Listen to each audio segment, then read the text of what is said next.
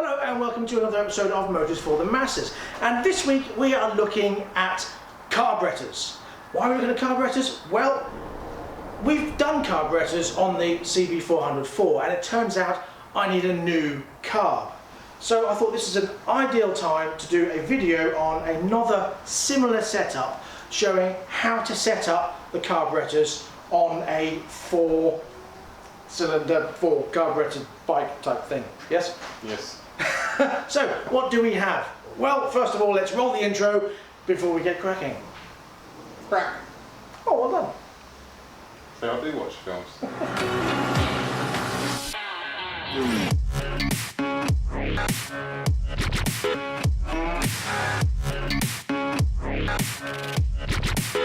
I've been a real bad boy on the town all night. Starting to calm down with the morning light down in the dirt. So, first of all, what we have is a 1971 Honda 504. Now, this one has a carburetor issue in that it's not running right. So, Jamie, what's the first thing we do? Well, by the looks of it, the carbs are imbalanced. So what we need to do is find out the settings that the carbs need to be set at.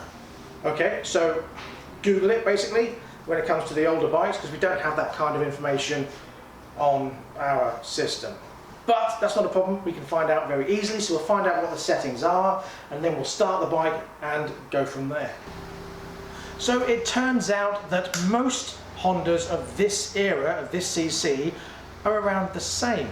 The 404, the 350, the 500, the 550 all seem to have a setting of 16 to 24 centimeters of mercury, or cmHg as it's known, and each one should be within 3 cmHg of each other, and that is at an idle speed of 1200 revs. So what we'll do is start the bike, see what it reads, and go from there.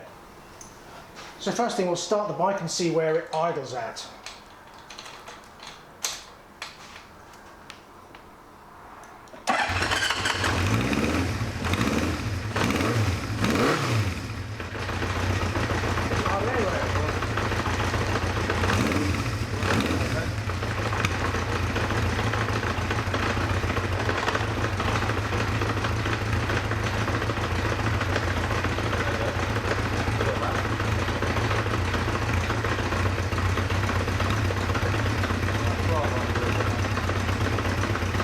So we've got 24 on cylinder number 2, 24 and 26 on cylinder 4, 14 roughly on cylinder 3, it's 18 and 22 on cylinder 2, and right down to 12 on cylinder 1. So as you can see on 1200 revs, which now the rev counter works, it's way out.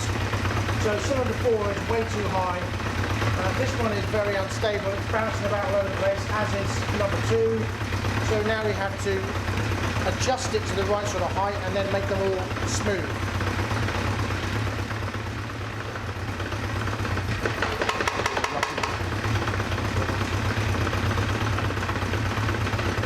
So undoing the screw. Turn it down. These are the pilot air screws. Right, as well gives you adjust the vacuum. So as I'm putting that down, you see the vacuum come up on cylinder 3. So we're doing cylinder 3 right now. Yeah. We get them all. So what he's doing is the pilot screw, undoing the pilot screw and adjusting it so it moves number 3 up to match these other 2, or as near as damage.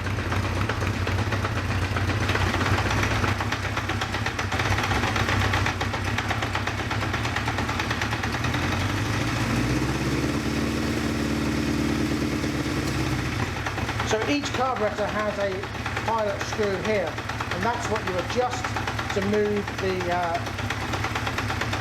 needle thing up and down.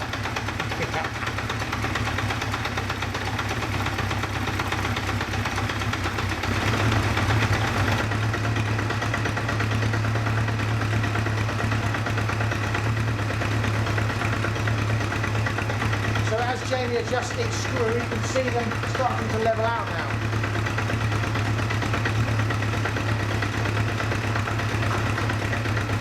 We're talking about fine movements, not twisting, but like fine, tiny adjustments.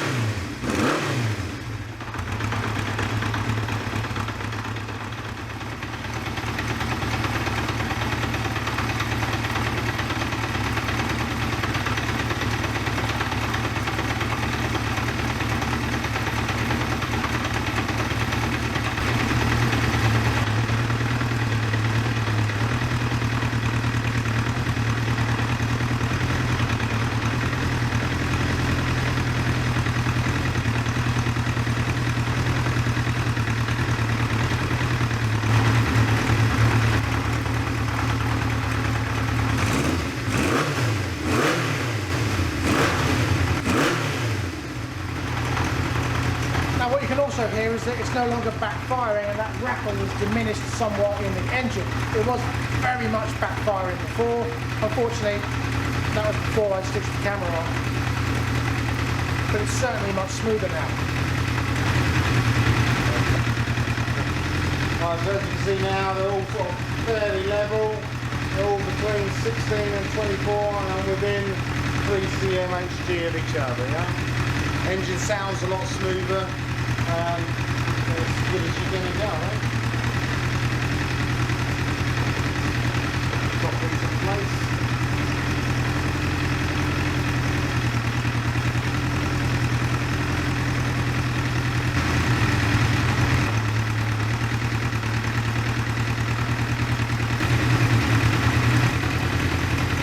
Now, as you use the spanner to tighten these back down again to stop them self-adjusting, sometimes they do move a tiny bit. So there may be some fettling involved just to make sure they're all in the right place still. That one wasn't.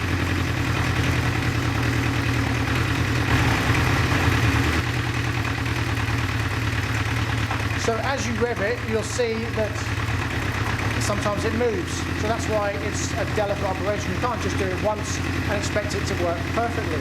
There will be a little bit of adjustment to and fro, making sure that every time you rev, it goes back down to the same level and they're all balanced again. Patience.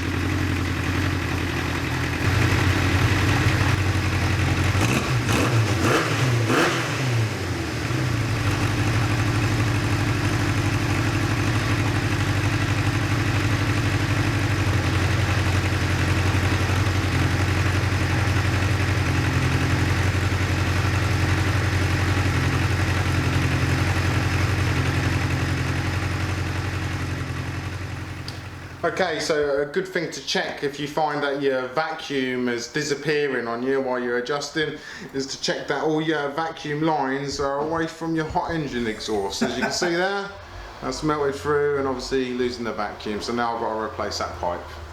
Alright. It's all good. Happy days. So yeah, be mindful that you don't lay your pipe anywhere near your exhaust or your engine. In this case, it just slipped down, didn't notice it, and it melted. Lovely. We also have to clean that off the exhaust. Yes. When it cools down. Yes, don't do it when it's hot.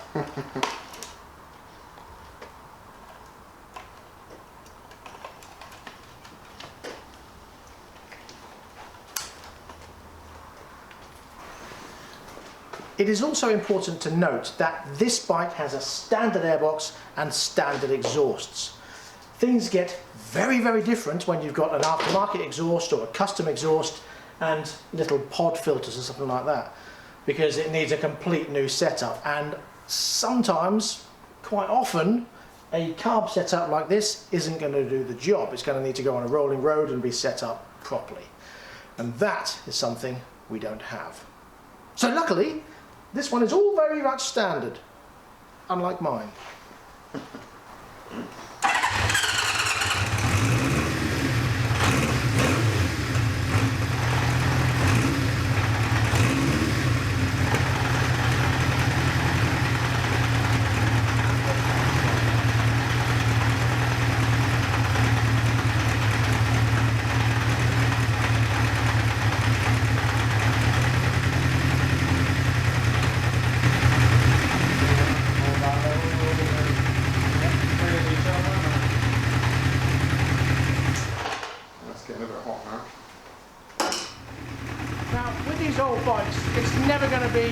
completely level and completely flat. Now the reason why is, let me show you.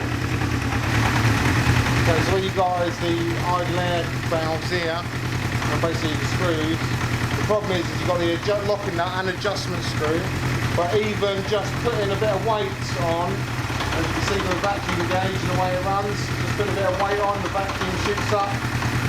So if any of these are seasoned or cruddy, it could hold your vacuum up. Obviously still give you a rough run in, so just make sure they all run free, give them a little push, make sure they go up and then back down, which they do, and then settle down again. Alright.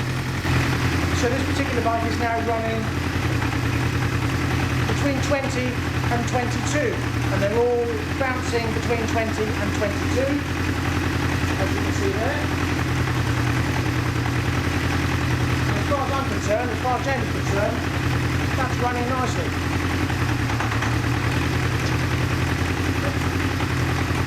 Now the big push down.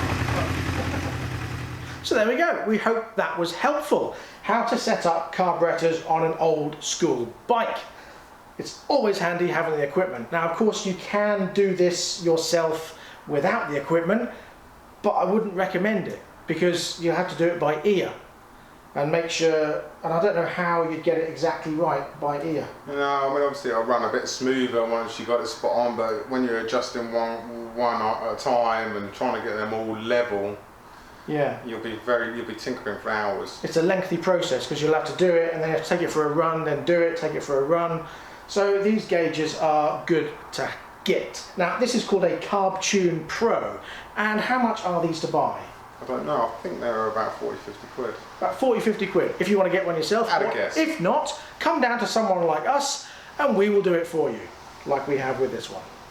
And that brings us to the end of this episode of Motors for the Masses. Thank you very much for watching. Please tune in next time when we'll be back with more bikes, more cars, more reviews, and of course Project Bob. If you have any comments, please leave in the comment section below. If you haven't subscribed, please do so. If you have, thank you very much. I want to have a massive shout out to all our patrons. Thank you very much indeed. It's your support that keeps this channel going and keeps Bob progressing. Yes. Anything else to add? No, that's it. Okay, so until next time, please ride and drive carefully. And have fun. I remembered it last time. Nearly, Just but about. have fun. But have fun. But have fun. Sorry. So until next time, please ride and drive carefully. But have fun. Awesome. Bye bye.